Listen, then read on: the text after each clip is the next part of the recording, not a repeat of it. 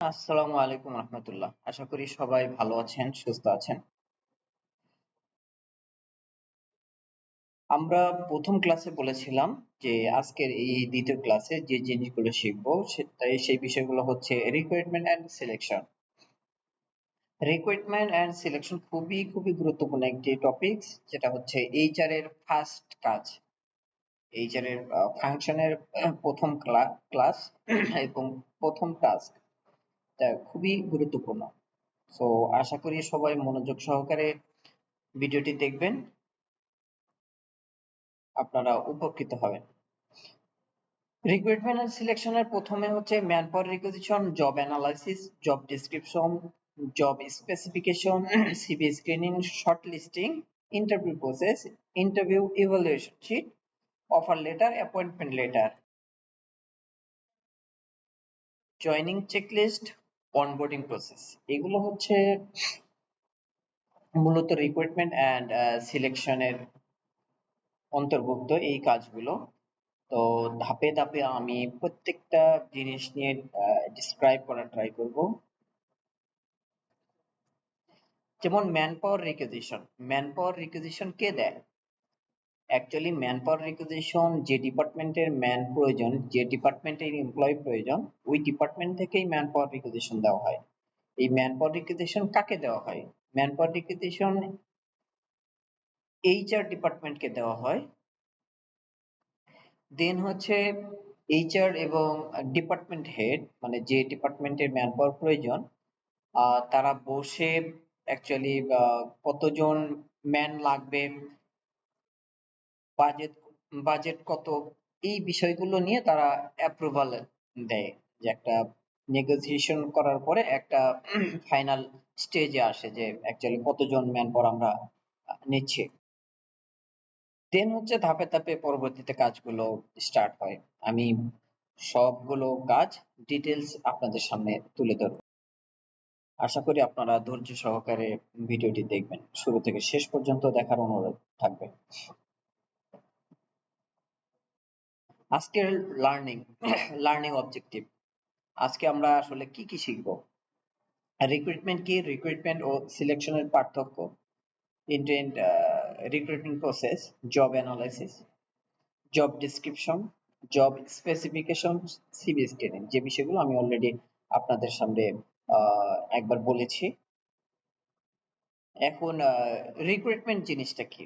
Actually recruitment বলতে আমরা কি বুঝি? রিক্রুটমেন্ট হলো এমন একটি প্রক্রিয়া যার মাধ্যমে প্রতিষ্ঠানের জন্য যোগ্য প্রার্থী খুঁজে বের করা এবং আবেদন করতে উৎসাহিত করা। যেমন দেখেন, যে নট অনলি হায়ারিং করা, এটা হচ্ছে এই কোম্পানিকে রিপ্রেজেন্ট রিপ্রেজেন্ট করা, কোম্পানিকে পজিটিভ হাইপে নিয়ে যাওয়া, পজিটিভলি প্রচার করা, যেন এই কোম্পানির প্রতি, এটা মেবি আমি ফার্স্ট ক্লাসে বলেছি, যে কোম্পানির প্রতি একটা পজিটিভ ভিউ নিয়ে আসা, যেন আহ, এখানে তারা অ্যাপ্লাই করার জন্য উৎসাহিত হয়। কোম্পানির যে সুযোগ সুবিধাগুলো এগুলো তুলে ধরা, এগুলো হচ্ছে রিক্রুটমেন্ট প্রসেস। যদি বইয়ের ভাষায় ইংলিশে আমি বলতে চাই, তাহলে recruitment is the process of attracting, resourcing and encouraging qualified candidate to apply for vacant position within an organization। মানে হচ্ছে এনকারেজ করবে, কাকে এনকারেজ করবে? কোয়ালিফাইড ক্যান্ডিডেটকে। কেন? অ্যাপ্লাই করার জন্য, যে ভ্যাকেন্সি রয়েছে সেই ভ্যাকেন্সিতে অ্যাপ্লাই করার জন্য উৎসাহিত করবে,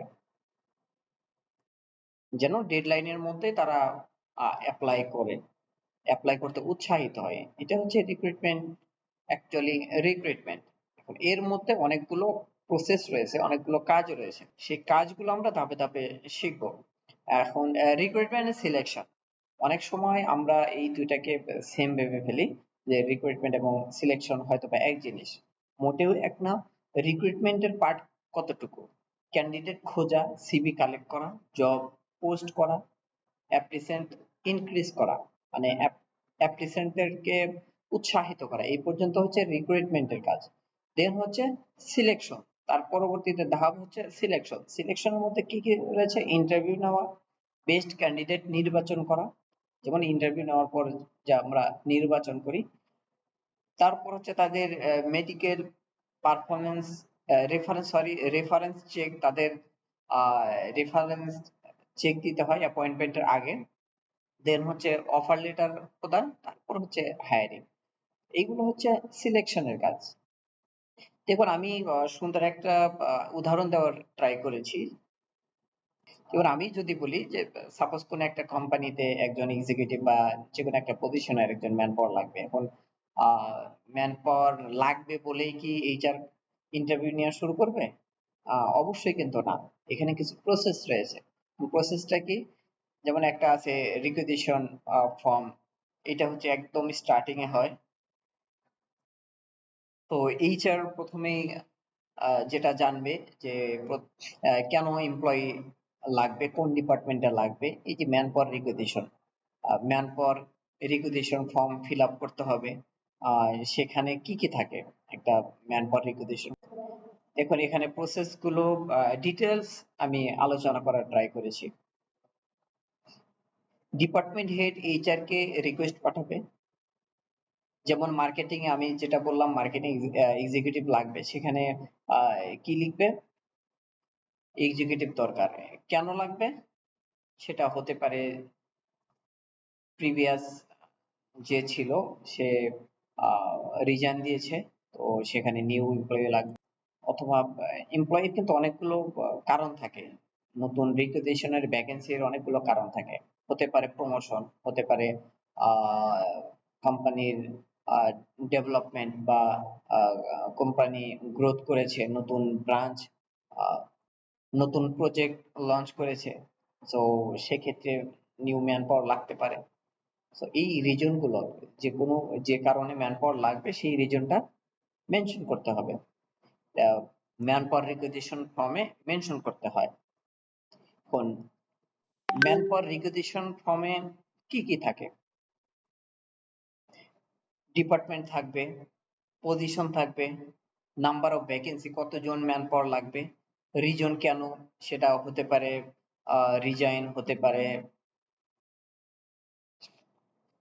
বাজেট মানে স্যালারি কেমন হবে, রিপোর্টিং ম্যানেজার কে হবে, জয়নিং ডেট কবে হবে।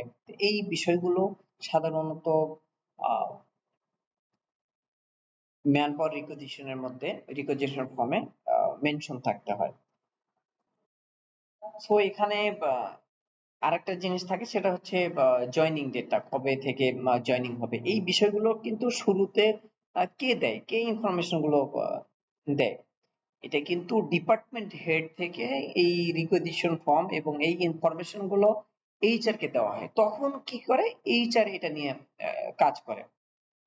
এখন এখানে আমাদের ইন্টারভিউ বোর্ডে কোশ্চেন থাকতে পারে যে why is manpower requisition important for the organization কেন এটা গুরুত্বপূর্ণ? গুরুত্বপূর্ণ কারণ হচ্ছে এই রিকুইজিশন ফর্মের মাধ্যমে এইচআর ডিপার্টমেন্ট বুঝতে পারে যে কেন ম্যান পাওয়ার লাগবে এবং কতজন লাগবে। ওয়ার্কফোর্স প্ল্যানটা তখন করতে পারে যে অ্যাকচুয়ালি 10 জনের রিকুইজিশন দেওয়া আছে, এখানে যদি 9 জন হয় তাহলে এটা কভার করা যাবে কিনা, কভার করতে পারবে কিনা।